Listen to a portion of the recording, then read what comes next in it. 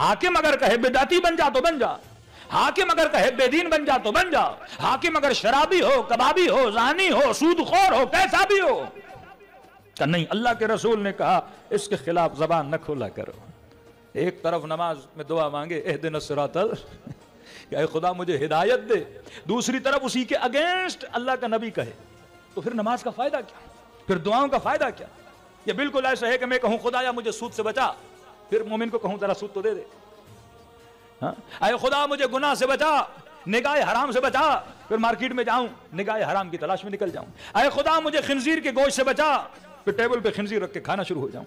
यही दोनों चीजें मिलती हैं। एक तरफ में दुआ करूं कि खुदा मुझे हिदायत दे, यानी यही मुफ्ती अपनी सुबह की नमाज में दुआ मांग रहा है कि खुदा मुझे हिदायत दे, और शाम को आके मिंबर पे कह रहा है कि अल्लाह के रसूल ने कहा है कि हाकिम अगर बदबख्त भी आ जाए उसकी इताअत तेरे ऊपर क्या है, वाजिब है।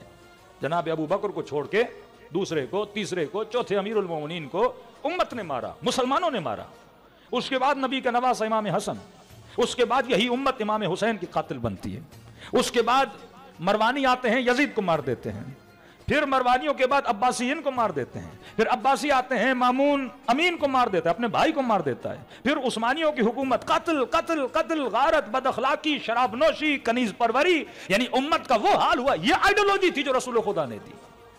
एक आइडियोलॉजी आपको हुसैन इब्ने अली ने दी, मिस्ली ला युबायउ मिस्ल यजीद।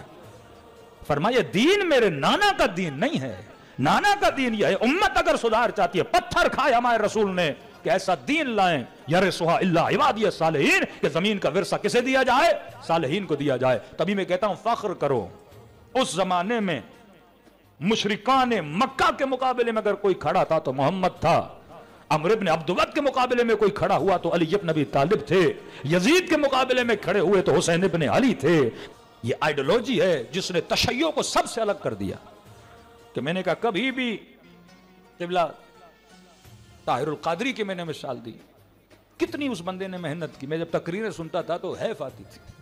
मैंने कहा कोई शिया आलिम इस तरह निकलता अपनी कौम में तो कौमें क्या कुछ उसके लिए न करती।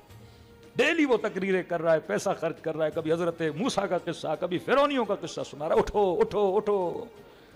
ये टिकटॉक पे, मीडिया पे बैठ कर इस कदर तफरीक हो गई कि ये तो बरेलवी है, हम क्यों निकले। हाँ?